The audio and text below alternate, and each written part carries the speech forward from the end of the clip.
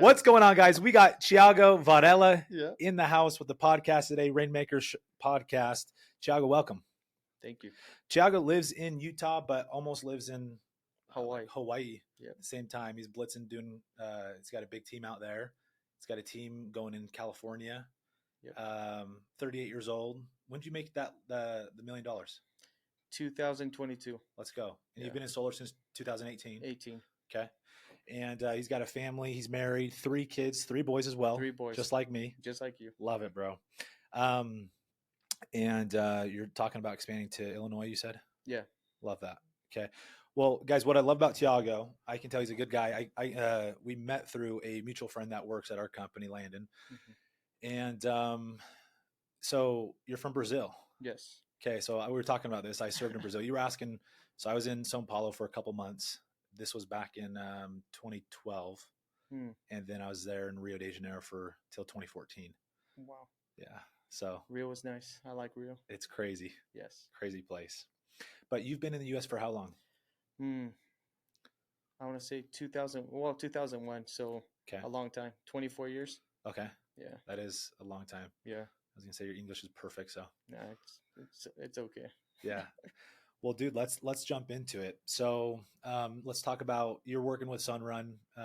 Tell me about your gig you got going on and what the numbers are, your team, and what the growth is looking like. Gig is just the same. It's just grind, show up, deal with problems, create more opportunity as problems come, because they'll always come no matter what. Yeah. Be genuine with your guys. They need something, show up for them. Listen to what they have to say, keep that culture of positivity just rolling, Love that. Yeah. What's been here? One second. Let me fix this guy. Okay. What's been something that you've accomplished in the last year or two that you're proud of? Just starting an office and helping an installer from scratch. Literally, they had nothing, not even an app. They don't have design. Was this in Hawaii? Nothing. Yeah. Okay. From the ground up. And this was back in when? 2023. Okay, nice. Yeah, September 2023. It's pretty recent. Yes. Love that. That's about when we started. Oh, nice. And then how many reps did you have back then? Back then, I want to say in total 80 something. Okay. Yeah. Very nice. Yeah. And then you've kind of scaled back a little bit on bodies. Yes. And then we were just talking about this, like it's not just about bodies, it's about results. Yep. How's that been for you? 10 out of 10. Yeah. Just less to babysit. Yeah. No babysit, and just, let's say I had to hang out with somebody. I can hang out with any of my reps. It's like good people, good mindsets. They sacrifice a lot for, their own missions and goals, and we share that in common. I love that. Yeah. Okay. Let's go to your $1 million. That was back when? 2022. Okay. How'd you do it? It was a lot of years of wanting to do it and just falling short, to be honest. It was just like a lot of years. So started 2019, just kept, like I said, falling short, etc. And then in 2022, we had Slayers. Like I was talking to you about your company name, Sparta, yeah. Sparta, yeah. I love like the mentality of the Spartans. Just like, hey, we're this group, but we're mighty. So back then we had maybe 14, 20 in my dealer, but they were like Slayers. Yeah. And you might know some of them. Then my buddy Quade Foster, he had a bunch of lead reps, so it's the same as opportunity meets preparation and the Spartan group. So when we plugged in together, it was just, the perfect marriage. Love that, dude. Yeah. So in that year that you made $1 million, what was some of the big things that allowed you to achieve that? One was, support from my wife. The way I see it is just more of a, if your wife's not supporting, you get a new one. Straight up. Because I feel like for a man, you need to be respected and go after your goals. Yeah. If your wife is being an anchor, hey, get a new anchor. Yeah. Like you need something to support. So I wouldn't be able to do it without my wife and family support. That's huge. Then second one is just no excuses. Like if something happens, you just got to be like, hey, it's my fault. Yep. I'll figure it out. So it's just a rewiring process. So that the whole time that I failed to get to my goal of $1 million, I took lessons in, just slowly rewiring my brain, getting new habits. The biggest game changer was reading 52 books, and I got Mm, that from Mendes. From yeah, from Jeff Menace. yes, I was just like, hey, he can read 52 books. I'm gonna do it Let's go. because anybody can say they can do it until you're doing it yourself. Yeah. And I just remember going on trips and listening to books just to make sure I hit my 52. What were some of the key books that like stood out to you that Oof. actually moved the needle? For sure, the OG ones, Think and Grow Rich, Yes. just relearning the 13, principles and making a part of your life, Hmm. not just reading about it.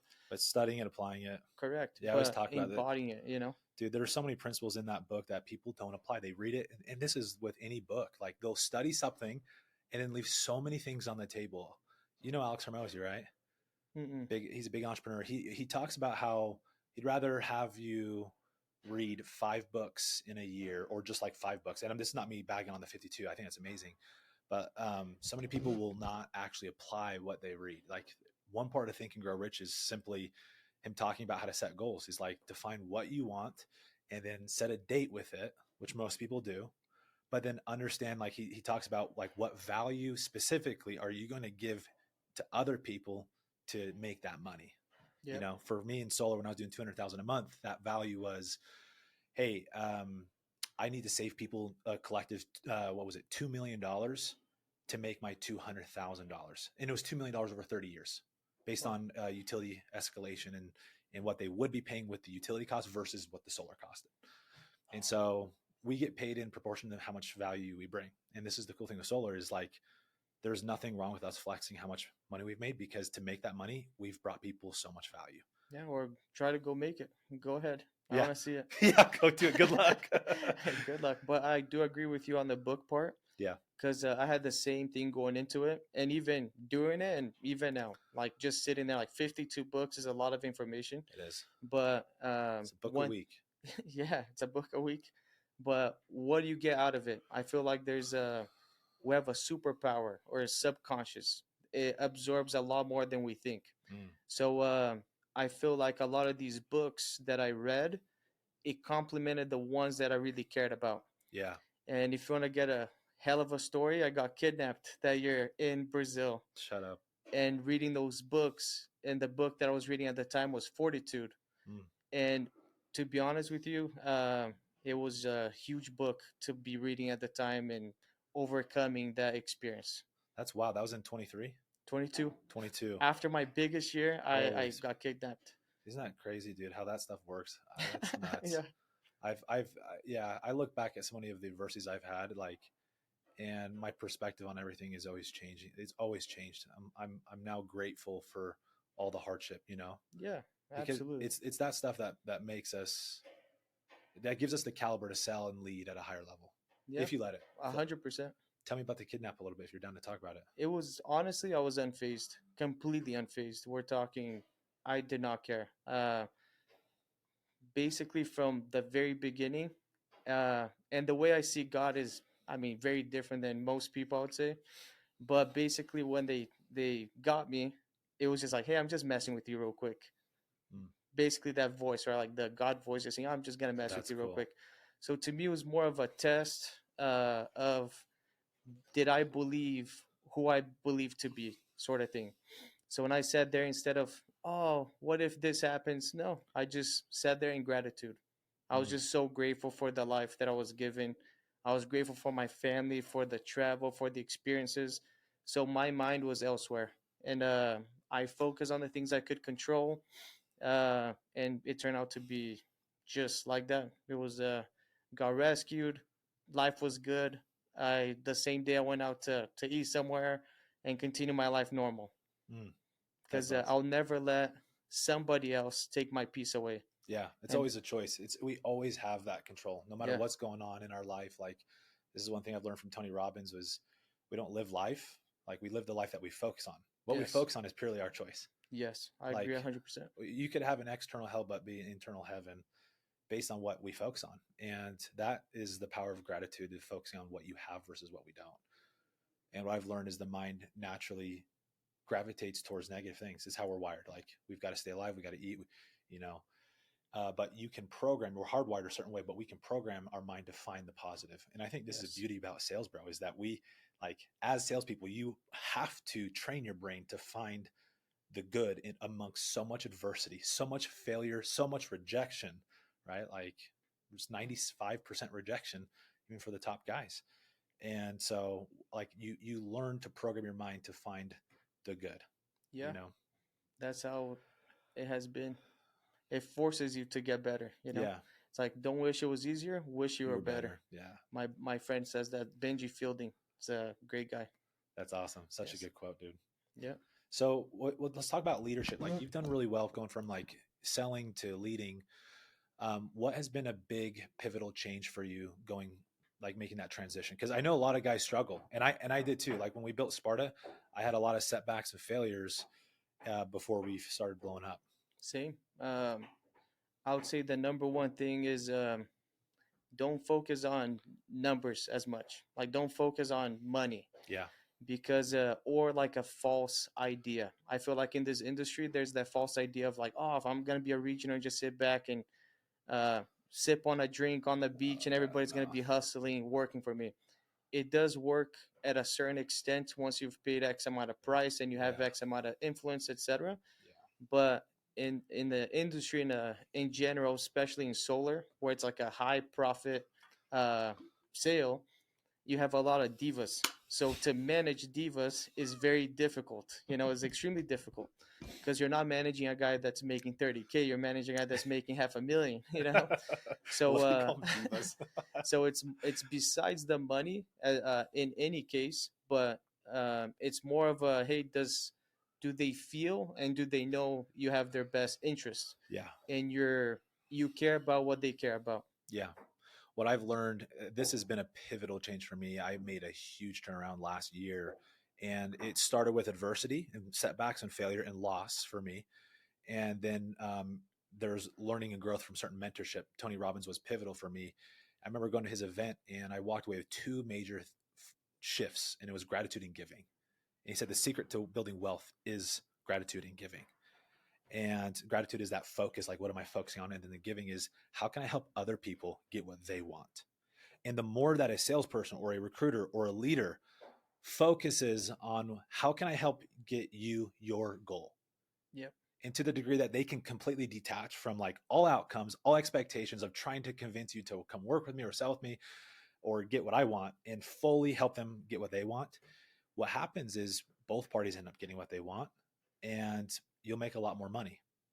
And what I've realized, bro, is as for high level leadership, it goes beyond just sales success. Like at Sparta, we're focused on self development, and that's the personal success, and then the professional success. And the more I lean into this personal, like especially the bigger we get, I have less and less people fighting it and resisting it. Like oh fit club or oh book club or oh investor club. Like, now people are really bought in, and what I see is as they level up in those areas, um, the sales tend to rise as well. And there's stickiness, there's better retention, and I don't do this to become more profitable or grow faster. I do it because it's the right thing. Yep.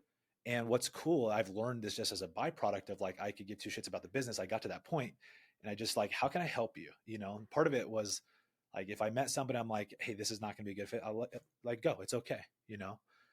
And so I've been more restrictive with who enters the gate for our company. And as you pour into people, sometimes it's physically, like sometimes a guy needs help with his physical health. Sometimes it's a relationship. Sometimes it's an addiction. And I recognize in myself that I didn't have the bandwidth to like deal with people's shit because I had shit on my own. Yeah. You know what I mean? Yes. And that's why the self-care, the self-work, the self-development for leadership is so critical, because you can't pour from an empty cup, right? Selling, leading is pouring into people. And so as I held space for myself, healed from, I had a pornography addiction. As I did the inner work there, I was able to hold a lot more space for these other guys. And so they could dump on me and I could receive it and actually help them get what they want. Yep. And there's a quote that I like. It's like, I helped a man climb a mountain, and then I realized we're both at the top. Yes, that's so good. So it's and also the way I see the stuff you're talking about there is, there's an infinite game and a finite game. Mm. Meaning, what's the infinite game of that? Is giving. Yes. That's infinite. It Yeah. never ends. Like you're giving It your never time, does. your resources, your mental fortitude. You're becoming better in return. You're both getting to the top. Yeah. So the finite games is just like, hey, a summer I want to make X money. Is it about the money? The infinite game is more like, hey, what am I providing for my family, for myself? What man did I become at the end of the summer? Yeah. I love that. Yeah. The finite's like, how much money did I make?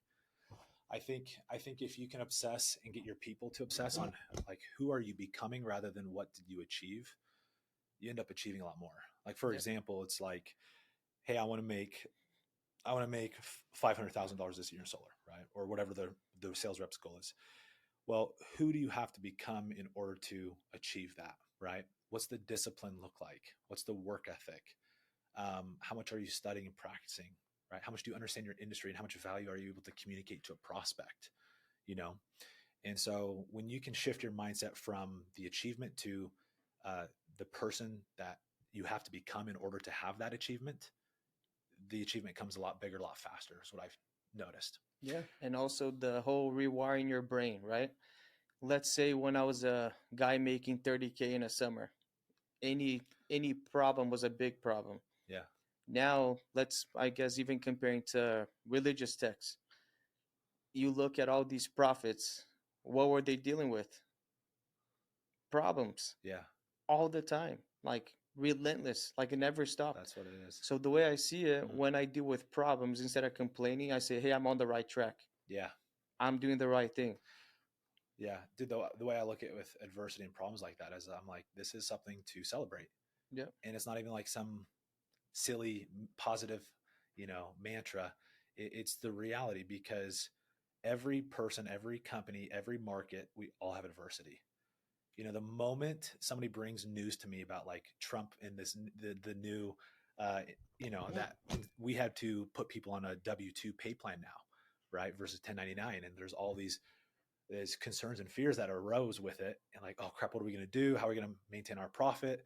And I'm like, dude, hold on, let's just take a moment to celebrate that this is going to weed out a lot of people in the industry. Yeah. And to the degree that we can learn from this and execute and roll with those punches, it will give us another edge that we're looking for over the competitors. And so I've seen how, you know, we've taken so many different things, Thiago, from our market. You were asking me how's Utah, and I'm like, it's a terrible market. Like, but that's the beauty is like I've taken something and that is just like everybody looks at as crap. And if you put the first things first, for me, it was myself and God and my routines, my systems, my personal development, and then what am I giving and contributing and how am I doing so to help other people? When you put those things first, everything else will fall in line. And I didn't have the advantage of going out to blitz because of my kids. I was single, single dad, divorced. I had to stay out here. Hmm. And so I'm like, how do I make this work? That Cali money or, what you do in Hawaii is tempting. And I'm like, okay, well, it's off the table. And whether you do blitzing or whether you do in market, it doesn't necessarily matter. But what does matter is that you burn the boats and you go all in on one thing and you focus all your energy and time into one thing. And not just the job, but developing yourself, you know? Mm-hmm. And the way I say, I don't know if you'd agree with this. I'm kind of jumping around here, but I see there being three different categories of how you can pour your time. There's time in the business, which is selling. There's time on the business, which is duplicating your success through recruiting, building SOPs, frameworks to buy back your time and delegate to other people. And then there's time working on yourself. And the way I see it is like, okay, if you want to make your 500, even $1 million working in the business, you need a lot of time. If you want to make, well over 500 to like closer to a million and plus, you do need more time on the business because you need people, right? Mm-hmm. Whether it's setters, closers, managers. And then if you want to scale even past those numbers, you have to have the work on self. Like you have to be so adept. And the game is not just recruiting people, but it's attracting them and retaining them. And let's say I'm really good at persuading. Like let's say I win over somebody like we talking, I end up winning you to come work for Sparta. But if I'm not the caliber of a guy that I could attract you, but to retain somebody, you have to truly be amazing. Yep. Right? You can't just attract somebody through great persuasion, keep them in a business that doesn't perform as well, right? Especially if they're growing. So the way I see it is as a leadership team, like you have to be the guy at the head of the ship has to be out leveling up and out leading and out developing his people. Otherwise his people have no right to stay there. Right. I agree. And it's one of those things that going back to Jeff Mendes there, living a life by design. Mm, To me, balance is in balance, meaning if I set out to do something, so let's say study for 1 hour a day, I call it the power hour. love that. It didn't happen in the morning because whatever, I had to go check on something or my wife needed X, Y, and Z. I can do it at 9 p.m. Mm, I can keep it in balance. If I sleep one less hour, so what? yeah, I'm gonna do what I set out to do because I want to live the life that I want to live. yeah. There's power in that commitment, dude, and that consistency of not missing. Yep. You know, like I think if Steph Curry got his jersey here in my office, and he's the guy that doesn't miss literally. Like I'm not talking about his shots. He's the guy that doesn't miss practice. He takes 500 practice shots every day without fail, no matter the time, no matter what's going on in his life. And that's over 3.5 million shots he's taken, practice shots, to make less than 17,000. It's less than 1%. you know That's insane. it's insane. And so people look at the 1%, they look at the success and they're like, oh well, it's easy for him to say he's gifted, he's got the XYZ, but they don't see all the work. And it's those little decisions like that that compound over time. Like I'm gonna stay up till 9 to do my study. I'm gonna put in an extra rep at the gym. I'm gonna give this gift to this prospect. Yep. Those little things, they add up over time. And it's hard to even write those down, right? Like when you have a, let's say, an app called Streaks, and you hold yourself to it, and it becomes the version that you want to become versus the version that you are. Yeah. It's a real game, like because you're sitting there like, man, I have a worthy competitor. The guy at the end of this goal is a badass, and I want to be that guy. And That's it the becomes focus. that game. That's how I do it in my head. It's just like, Yeah. hey, the Thiago that I want to become, I want to be able to thank the Thiago of today, the one that took all the steps to be this next version of myself. Yeah. So it's more inward than outward, I love that. Yeah. I love that, bro. Dude, I'm just dying right now. A little pause on the podcast, guys. We got these window cleaners. These guys come like once every 6 months. They came today. They came not just today. For the 1 hour they're cleaning our windows is the 1 hour we're filming. You gotta love it. So, dude, one thing that's here. What was I gonna say? I lost my train of thought with that. These guys are hilarious. Here, I'm gonna do a clap real quick just for the editor. Helps them figure out where the edit parts out. Okay, what were you just talking about there? I had a train of thought I wanted to go off of. Like going off of competing with yourself. Yes. Okay, dude. So on that topic of competing with yourself, I feel like, salespeople get caught up with competition. It's good. Mm-hmm. We have competitions, but this is a deeper thing. If you can compete with yourself, I don't think you can lose. Like you can't. If you're competing against the man or the woman that you were yesterday, Mm-hmm. like there's always progress to be made. Even if it's 1% better, you're on an exponential curve. Meaning if you fast forward 3-5 years down the road, you're getting disproportionate success. When people are like, hey dude, how did you clear 10 million last year? Like it was all the same little things I was doing 5 years ago. The only thing that's changed now is time. And I've been doing it consistently. I don't miss. And that's what I was saying with Steph Curry is like, you got to be the person that builds the confidence from I don't miss. Yeah. And I'm writing a book right now, FYI, Let's but go. it's called Shards of Divinity. Okay. But the principle is like crumbs. So going back to the three guys, I was like, I'm gonna follow exactly what they said. Bodie Gardner, he Yes. said God, and they actually not pissed me off, but I was just like, religious guy, right? Yeah. But I just remember thinking in my head, I was like, you know what? Let me give this a shot. Go deeper into like a spiritual side of things of life and kind of explore that side. Let's put it that way. So when you're chasing something greater, whatever that is, it just gives more purpose too. So let's say that Tiago 2.0, when you see yourself in a higher image, you want to hold that bar or you want to get to that place, and that's where that first came from. Just like, hey, I need to become this guy, and if I have to push a boulder to make it happen, Mm. I will. A lot of times, just let's say on that topic of God itself, it's impossible to know what God is, etc. But when you're striving, when you're pushing for the best version of yourself, that God mode, you will become stronger by default by just pushing that, trying to move that boulder. Yeah. So it's not about moving the boulder and achieving, just to know what's on the other side. is more the strength and everything that you went through just to become a little bit better. Yeah. That I feel like if people can obsess, it's one of our core values is process, not prize. So many people get lost in the prize, the money, the car, the house, the achievement. But if you can really obsess on every like every action you take is progressing you, Hmm. and this is the beauty of failure is it progresses you faster than any success because you learn. Yep. And to go back to, I lost my train of thought for a sec there where I was going, but I see it more of too as crumbs on the Mm, road. okay. Like meaning, if you focus on that higher self and you're invested in your own personal progress, you're gonna find little crumbs because life, the way that I see life, is patterns. So Yeah. there's a lot of little patterns. You can choose to pick the crumbs or go on the road they already know. There's no more crumbs. You already went through that road. Or you can go to the one that you see a little crumb right there, and you're like, man, I've heard about this one from X guy. Should I go on this path? And then you go on that path and you just take the crumb and you take the next one and the next one. Mm, Um, so the way I see that advice, just kind of going back, is more of a I when you're focused on self improvement and you really care about it. We're talking. Let's say you do something that deviates from that goal. You're gonna care. You're yeah. gonna actually give a shiz about it. Hmm. So it's more meaningful, it's more fulfilling. You're able to truly rewire your brain when you're focusing on taking full accountability and following these things that in my eyes God is always trying to talk to you. And when I say God, I mean your own self. Yeah. That goal that you're trying to achieve is trying to say, hey, I want to make this happen. Trust me. Go to this crumb right now Yeah. and go through with it.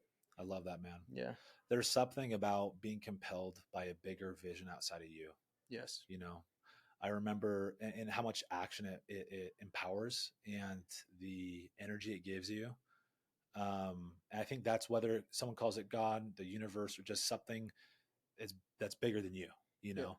And I think for one, it keeps the leader humble and grounded. Like nobody just wants to follow an egotistical piece of crap, you know. They want somebody that will inspire them to become better in their personal life. I say, and then become better professionally, make more money, grow in the opportunities. And when this is the going back to that, the secret to living is giving. Like the more we give, the more we get. Um, I believe that business is a spiritual game. I really do, because I mean giving is spiritual, serving, impacting, it's a spiritual thing. And you look at some people in history that have made tons of money, right? Like Jordan Belfort, Wolf of Wall Street, without providing value or very little value, right? Yeah. But it always comes back and bites them in the ass. Always does. It corrects itself, just like the market and the economy. They always correct, right? And so you can chase the success and have a short run season, or you can chase impact and serving and becoming more valuable. And you'll always be growing. You'll always be making money. And dude, I don't know about you, but I always imagine myself like I imagine 3 years from now we have over 400, 500 people in our organization, and I imagine everybody leaving. I mentally take myself there. After this last traumatic event I had this last year, I had multiple things that all hit in 1 month, 1 week actually, from breakup to losing hundreds of thousands of dollars to losing my top sales reps, my best friend, an executive assistant, all in 1 week. Damn. And it made me question a lot. Like, what am I chasing? I know it's a lot. Huh? Yeah, Wow. just take a moment for that. Yeah, Yep. that's just surface level. And it made me question, what am I doing? What am I chasing? What's the point of all this? And I got pissed off. But it helped me appreciate, what really does matter, relationships, impact. And it helped me detach from like this obsession with business and growth, and it helped me attach to myself and God and a higher purpose. And dude, it's amazing how I spent less time working in my business. Like I was working from 8 a.m. to 9 p.m. every damn day, Thiago, every day. And I Wow. said, screw this. I'm done with this. I'm burned down my life. I saw like I was building on a sandy foundation. It's like, if I erect this higher, Mhm. eventually it's going to come falling down because I have Yep. character flaws. And so I'm like, all right, let's get this foundation thing figured out. And so I said, I'm not working from 5 a.m. to 10 a.m. I don't care how much my business is burning down, what's going on. I don't care. There's the boundary. I'm coming home at 6:30, 7 o'clock, Yep. right? 7 p.m. is like my last resort. And I channeled that time into myself, my healing, dealing with my demons. And dude, it's crazy. We went from 5 people last year to over 50 now. That's huge. And the shift is like my business acumen and my sales acumen has changed maybe 10%, but we've had over 500% growth. Well, How do you explain that? just goes back to the stuff we talked about. It's like uh, something bad happens. It's like, hey, what's the opportunity? You're Yeah, finding the crumb. You're saying, exactly. what's next? Yeah, Instead of, hey, I should have, just being sad about something. Or let's say when you said people left. So what? yeah, It's to the point where the way that I function, I do not worry about things I cannot control. yeah, I cannot control other people. yep, What I can control is me. So when 100%. I show up, I'm like, hey, if my reps see me, they're gonna see the best version of me. When I'm home, my kids are gonna see the best version of dad. I love that. So to me, it's just goes back to focusing on me, self growth, and like you said, if you cannot give if your cup is empty, right? So if I don't love myself, if I don't love my life, if I Yeah, don't love this, I cannot transfer love. exactly. And that's what it's about. Yeah. That's what I've realized, dude. It is about love and how much we give, and that's selling, it's recruiting, it's leadership, it's every part of it. And so, Lane and I were talking on this last podcast about the same principle of like how much you love yourself, how much can you love other people. And I talking about it like a spiritual thing, whether people call it God or higher power, whatever you want to call it. For me it's God and Jesus, but that gives me a source of greater love. Yep. That sometimes we struggle giving it to ourselves, because we're flawed. We have weaknesses, we make mistakes. And so for me, I've drawn a lot of power from knowing I don't have to be perfect, but that I'm in a game that I can improve. And dude, the beauty for me is like I've seen how I really believe a lot of the growth that we've had, it has nothing to do with me. It all it is like I've seen things that I've changed in my life, and the reason that the business is growing is because I need to take this change and bring it to other men and women. And I see as I'm getting in alignment with that bigger vision and get in alignment with helping other people get what they want and finding fulfillment and peace from within, no matter how much success that we have, the more it continues to perpetuate and grow and the more lives we continue to impact. It's pretty cool. Yeah, because with the stuff you just mentioned, the what I brought to you earlier, like studying religion, history, Yeah. I went deep. We're talking a whole year's worth plus, 17 years of like here and there. But there's one thing that I did learn after doing all these, studies is all of us, no matter who we are, we live in a false reality. Yeah. I live in a false reality and I know it. Mm. So if I'm gonna live in the reality that I created, I'm gonna make it how I want it to make. Mm. So goes back to what you're saying, like, hey, you're gonna invest on yourself, do X, Y, and Z. That brings you fulfillment because you're living a dream. You're living the life that you're designing. You're becoming the person that you want to become inside of that reality. Love that. So let's say, for example, you meet somebody and you're in a good state of mind. You're healthy. You're looking for the positive, then the negative. Positivity will follow positivity, and that's what I've learned just from these like studies. And I don't know, it was very fulfilling to invest a whole year and being like, Yeah, that's wow, special. yeah. That's really special. What year was that for you? Last year, Last year? yeah. Like what initiated that after? So you made 1 million and then last year, 2 years later, you end up doing something like that. Why? I've always been a very spiritual guy, I would Yeah. say. So in a way, we live in Utah, Mm-hmm. so religion is gonna come up. Yeah. I have kids; they're gonna have to, you know, uh, become their own person, know what they believe in their hearts.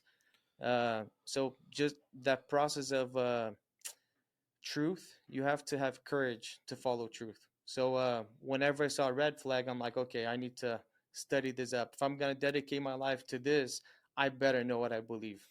But that one, the study came more out of I spent so much time, my whole life, church and having like a God mindset that I was like, I'm gonna go deep. I'm gonna study how people saw like different Sumerian culture, Babylon, you name it. Like Mm-hmm. I went in there, but as I was going through it, I had a mission, and the reading and all the studies took me elsewhere, which is kind of funny to think. But the thing came back to that what I just gave you there. Like we live in our false realities, and that's all right. Yeah. Just fall in love with how you live your life, Yeah. and it's that simple. Yeah. And let people fall in love with their reality, you know.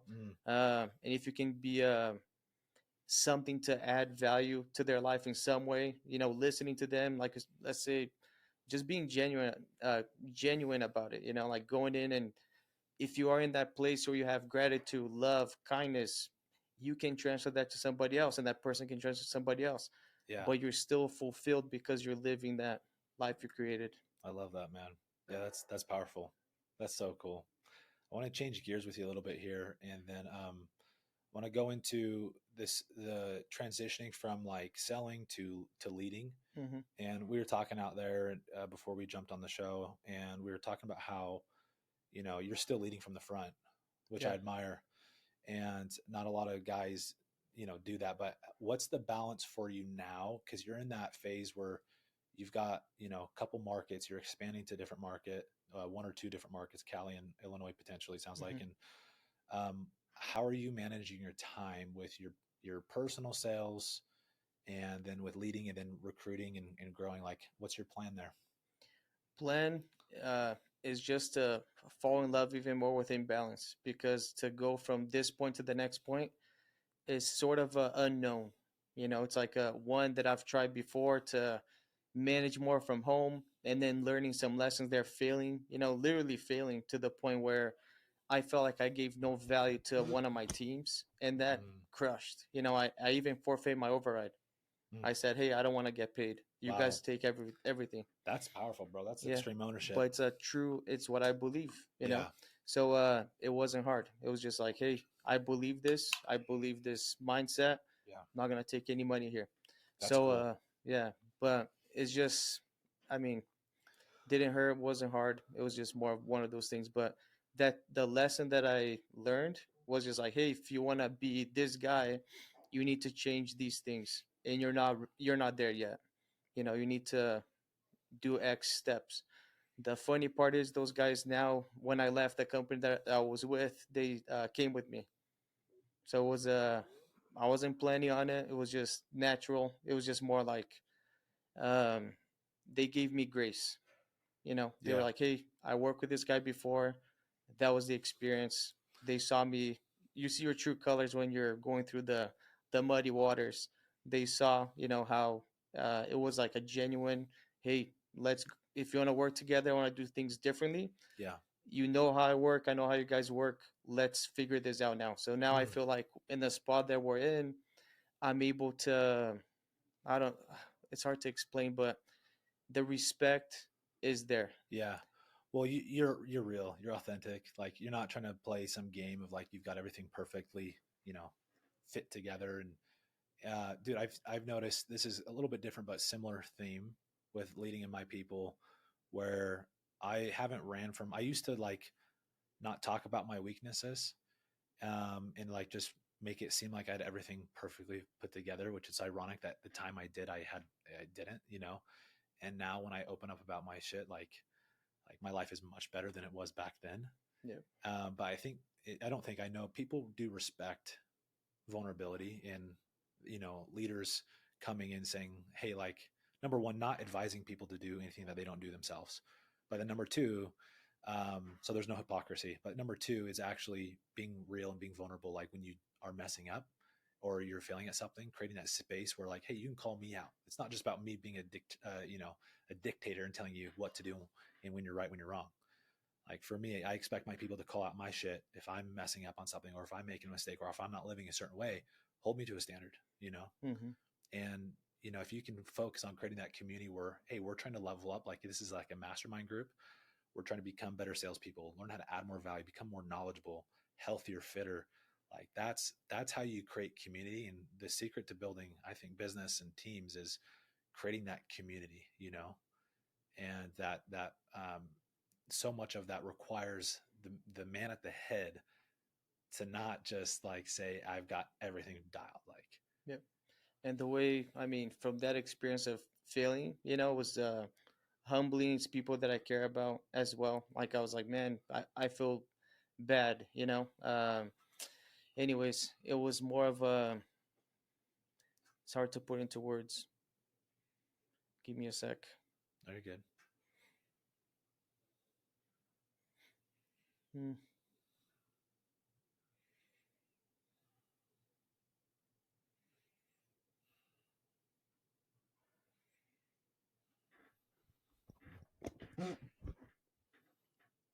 Yeah, I can't even put into words.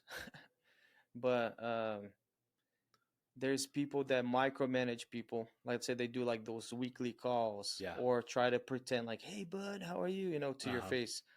I despise that to the maximum It's cringe. amount of my soul. Like Yeah. we're talking, I will never do that. Yeah.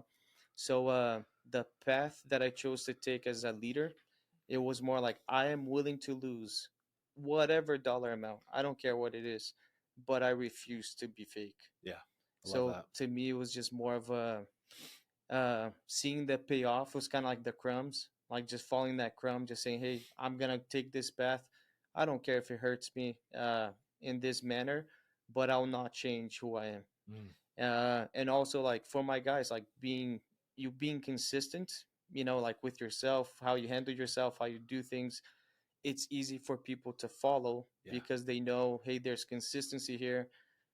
What you said kind of emphasized the being vulnerable, being like, oh, he's not perfect. So Yeah. when something imperfect happens, it's like, oh, we already knew. Like he's not perfect, but he's here showing up, trying his best. If we call him, he's the guy that wants all the smoke, and that is me.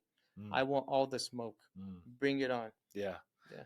And that goes back to how critical it is for that person, the leader, to hold space for themselves so they can handle the fires. Yeah. Dude, I think a lot of things that people don't understand the importance of, especially growing into leadership from sales, is the importance of attracting the right people and detracting the wrong. Like we just hire so many people, just hire anybody. Like, oh, you got a pulse? Cool, you're hired. You know, but you have to, like, the pinnacle of leadership is certainty, and certainty means that you know how you live your life, you know what you say yes to, and you know what you say no to. And if it doesn't fit, I'm good. I don't need to. That's part of attract, don't chase. And if you don't fit this, that's okay. Like I tell people, hey, look, our guys make a lot of money, but the con is we're going to push you with your fitness. And like, no joke, this morning we had like, we're pushing people like to show up, and there we're like yelling in their face, pushing their fitness. We're teaching them about meal prep, blood work, hormones. We're teaching them about everything. That's And, amazing. and we create that culture where we push them, you know? But if people are not okay, like they're just like, dude, I'm a really good closer. I'm going to sling. And that's all I want. I don't want to do your, self-development stuff. Cool. Bye. Yep. It's okay. I don't need you, bro. I don't care how talented you are. And the more that I say no to people like that, the more people that say yes to me. It's crazy when you just protect that or know who you are. Because if we start catering and adapting to everybody, you start losing that conviction of how you live in that unique edge that you have. And so, And like Mike Tyson, friend to everybody is an enemy to himself. yes, exactly. And if you can just be true to yourself, dude, and know what you're looking for, and just know your time will come, and it's requiring you to say no to most things and most people. And I've said no to so many closers. Hey, dude, let me just come in and close a deal. No, I don't need it. It's all good. And I've offended a lot of people, and that's okay. Mm-hmm. And entitlement, we talk about how it's a plague in our industry, Yep, and it is. we still have entitlement issues with some of our guys, but it's really not near what it is in other companies, and we have very little entitlement, and very humble, very, like, go hungry people. And it's because of that culture and our willingness to say no to certain people, you know. And I even, take pride when somebody DMs me and says like, oh, hey, I want to come work for you guys, and what's your red line? I'm like, have a good day, bro. Wrong type. Yep. Because I know the right guy say, hey, I love what you guys are doing. I see how you important your people. I want to talk. Cool, come in. Like when Yes. they come in commoditizing, say, what's your red line? I'm like, bro, you've already come on the wrong note. Yeah. Yeah. You know what I Horrible. mean? They don't see the value. And so when people don't see your value, I'm not pursuing that. And Mm-hmm. there's nothing against you, but I know my value and I'm going to protect that. Because when you go down that rabbit hole of chasing and try to lure people in, dude, I feel like your value, like your authority to attract it diminishes, because you're Always. pouring into people that aren't receiving. Yes. And And they're always taking. and they're Just always take, they're take, take. takers, and that's the thing, is that taker mentality, right? And then they try to spread it to the. I call it the broke bitches hurdle together club. Always. Yeah. They stick like shit to each other. So to me, whenever I find a broke bitch like Uh-huh. that, Yeah. immediate get out of here, Yeah. because I don't want it to affect and stink the room. Exactly. Yeah. I don't care how much money you make. I don't care how many deals you close. Yeah. Don't care. It's just they're cancer. It's Yeah. cancer, dude. So if you're listening, guys, like, say no more, say no to more to other opportunities, and say yes to yourself and growing and protecting what you're doing, what you're about, and the value you bring. And be patient. Like, what makes you think that something great happens overnight? Exactly. It's gonna take It time. will take time. Yeah. Because you start chasing it too fast. We were trying to recruit, and dude, we stopped and we just plugged the holes and improved what we had with our people, our training, our culture, and then me as a leader changing myself, and then the business started to blow up, right? And so it will come. You just have to understand that, like you said, anything great does take time. And so if it's coming too fast, that's almost a red flag. So, um, so they always say slow to hire, fast, or slow to hire, fast to fire. Mm. Um, and I feel like people are too fast to just pull people on. So we created even an agreement of like an expectations with our core values of what we're looking for, Yeah. right? And so And it goes back to law of attraction, right? The people that are going for money, they're the ones signing up these divas, these guys that are asking for a red exactly, line. yeah, The patient guys is worried about, hey, how can I make this rep's life that just got out of high school better? How can exactly, I make him work out more? How can I make him care about not swiping right on Tinder and exactly, actually finding somebody to build a family with? yeah, So it's more a wholesome, it's more of a true, something that truly helps them in life versus something that's superficial. yep, So what you're saying with systems and having these things in place, eventually, um, I compare it to ounces, and I compare it, let's say 10 ounces in a cup. It's gonna take 9 ounces of effort to get 1 ounce of result, and I'm willing to put the 9 ounces and just keep pouring 9 ounces all day long.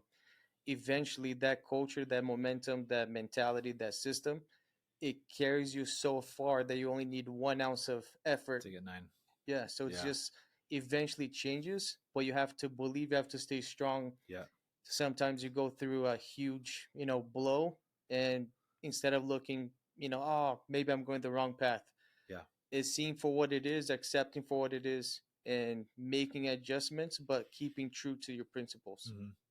Did you mention patterns and you just mentioned principles? Those are two things that I make decisions off of. Mm-hmm. And people bring ideas or opportunities to my attention, and I know to say no very fast or say yes, depending on, because I've made decisions based on principles. And so if it doesn't align, then it's a quick no. And I feel like a lot of people don't have those principles and they don't understand patterns of success and failure, and so it's hard for them to um, identify when to say yes and when to say no, and they become just overloaded, overwhelmed. And so we have something called the Sparta Success Agreement, where it's a 6-page document Mm-hmm. outlining exactly why people have come into Sparta and failed, right? And then why people have come in and succeeded. And we've outlined everything for KPIs, the systems, training, mindset, work ethic, work life balance. Like we've hit on everything, and then shortened it into 6 pages, right? And so that process of identifying who is a fit and who's not a fit, I've constantly used this to influence and sell people. And it's one thing to just sell, like, but it also creates a better experience post sale. Whether you're convincing somebody to buy from you and setting right expectations, or you're persuading someone to work with you, Mm-hmm. right? You're creating the right expectations for what it's going to be like. And so we've created that blueprint of like, this is what a day to day looks like. And if you're not willing to do that, that's okay. Because guess what most recruiters and most salespeople do in a meeting? They tell you why you should. What I do that's different is I tell you why you shouldn't. And when you tell people this, you could look at it psychologically, say, Nick, you're just playing reverse psychology. Say, that's partly true, but that's not why I do it. I do it because I know what I'm worth. I know my value. I know what our company's doing. And I'm okay if somebody doesn't want to come here. I'm at a point where we're thriving, and anything that comes is excess. And that's the best place to be at. And you can be that broke, no team, no nothing. And it stems from gratitude. Yeah. And when you genuinely, it goes back to that desire of like, I just want to help you, right? When you have that desire and you can detach from persuading them to come work at your team, your company, or buy your product or service, your influence is amplified because you can really connect with that person and help them get what they want. Yeah. And in my learning days, of trying to make $1 million, it was my team was, when I was making 700 ish, it was 14, 20 people. It wasn't that many people. Yeah. The year that I made 1 million, I had maybe 12 reps, Look eight at that. reps. Look at So it that. wasn't even, It's not more bodies. it wasn't more bodies. It was more like I was with people that genuinely we wanted each other to win. Yeah. We had trust. It didn't have to be, like a bot trust or political trust. It was a genuine trust. We all had the best intentions for each other, and now it's just flourished to attracting more people like it. But at the time, you don't see these things. Mm. It's just you against the world with your guys. You Yeah. and the Spartans against 3,000. But it was, I mean, just going through that process and seeing the light. Like the little crumbs when I felt defeated or whatever. Lonely is very lonely a lot of times. Mm. But you embrace the loneliness, you see as a positive thing. Yeah. But Because it molds you. Like, yes. dude, I remember going through all that crap I was telling you about, that 1 week of just hell. That was the week of hell. That was Yeah. the week of hell. But that's what created the foundation for where I'm at now. Yeah. And so like that, and one of the emotions I felt then was loneliness. It was loneliness, anger, fear, uncertainty. And but people can run from, or they can just let it sit with it. And sometimes the best way to get through something is to go through it, not around it. But so many people go around by distracting themselves or overworking. And sometimes the best development somebody needs is not a new book or not a new sales training or recruiting. It's just you need to change something about you, and some character flaw. And the way I look at it, like I don't look back retrospectively like, oh, like I'm so ashamed I had a pornography problem. It's like, dude, what a beautiful thing. I had something, a struggle. And I wish I go back and look if I can just mend this. It's like I've got this huge backpack. I'm trying to hike Mount Everest with a 250-pound bag. It's like, bro, let's just pause for a second. Like I'm ambitious. I'm hiking with this 250-pound bag. I'm killing myself. Let's just take some of this baggage out. Let's lighten the load. Let's slow down to speed up. You know? And I mean, going back, I guess, to religious texts, when I forgot which guy was going through like a heavy trial. It was like God wasn't in the wind, wasn't in the noise. He Yeah. was in the silence. So Yeah. whenever I face the loneliness, is the time I spend with God Yeah. in my eyes. So it's just like more of a, I don't know, just gives you more meaning to go through your struggles, Yeah. and just just let it be. Like you Yeah. said, like, hey, you just, there's a beauty in surrendering in a way. Yes, I love that word. Yeah, it's like a powerful, in the book I'm writing, that's one of the shards of divinity, Mm, which is some things in life cannot be explained until it's felt, mm, and surrendering is one of them. So let's say your week of hell, if you experience that level of surrendering to, like, man, you know, good looking guy, you're fit, like have your company, is it's awesome, right?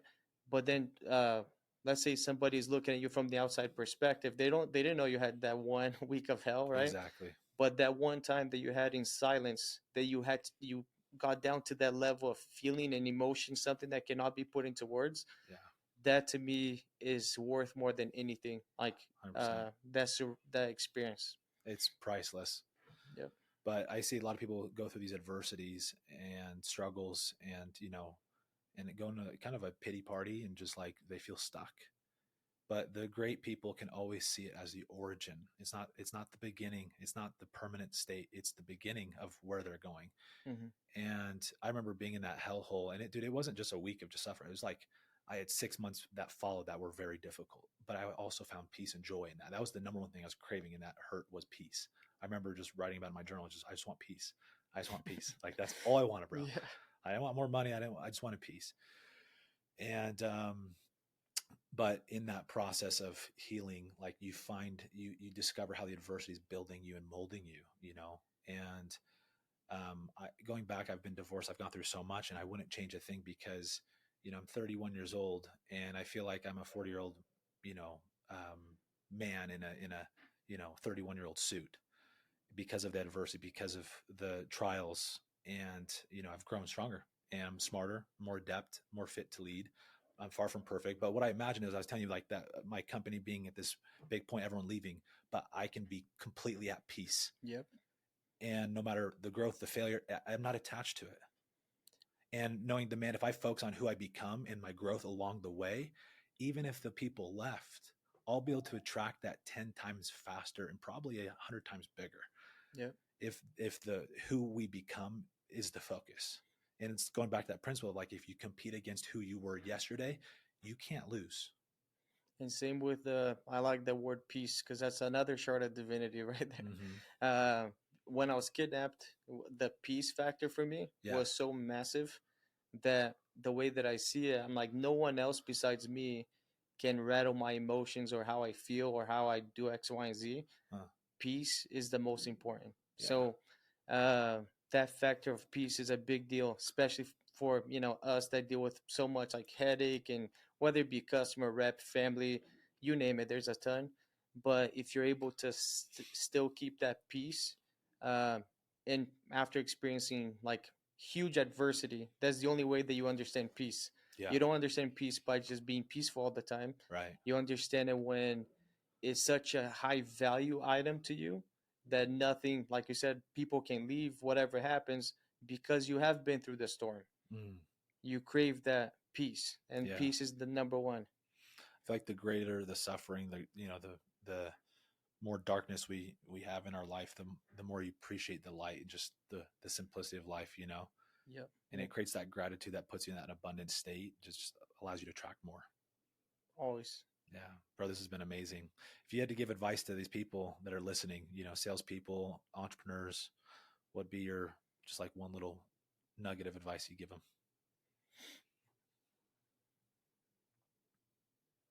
Show up. It's a great one. Yeah. Like, no matter what, show up. Mm. Why is that important to you? Because it's simple.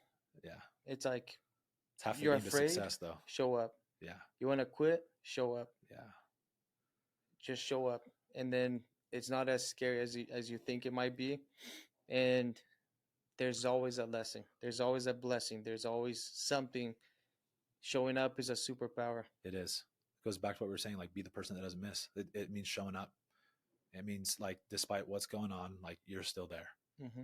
And you can become the person that doesn't miss, that shows up. Like everything will come. It's only a matter of time. Yep. Love that, bro. Thiago, thank you. Thanks for having me. Absolutely. It's been a pleasure. This is awesome. Guys, where can they find you on social media? T Varela. TVARELLA. Okay. Love it, bro. Love it. Guys, thanks for watching. If this has been any value to you, please like, subscribe, share this podcast with somebody, share it to your story, leave a review. We need to grow this. We need to get the message out. We're trying to help push the community with salespeople to level up as entrepreneurs, to level up as leaders, and realize there's more to be made. And the more you focus on helping people get what they want and your self-growth, the more you're going to get what you want. And so many people don't understand this, and they're lost chasing dollars, chasing the wrong things.